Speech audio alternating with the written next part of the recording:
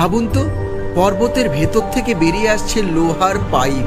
না, কোনো আধুনিক কারখানা নয়, বয়স নাকি হাজার হাজার বছর। চীনের বাইগং পাইপস, কিংহাই প্রদেশের এক পাহাড়ে গুহার ভেতর দেওয়ালে, এমনকি লবণাক্ত হ্রদেও তলায় পাইপ গেছে পাওয়া।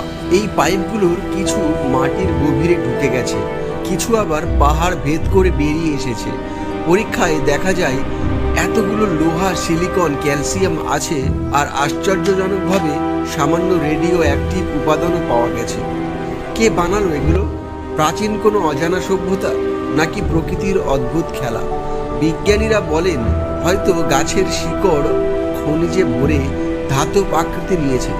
আবার কেউ কেউ বলেন এটা মানব ইতিহাসের আগে থাকা কোনো প্রযুক্তির চিহ্ন। আজও প্রশ্নটা খোলা, এই পাইপ কি প্রকৃতির কাজ, নাকি হারিয়ে যাওয়া এক সভ্যতার নিঃশব্দ বার্তা? রহস্যটা এখনো অমীমাংসিত। আপনি কি মনে করেন? কমেন্টে লিখুন। প্রকৃতি না প্রাচীন প্রযুক্তি?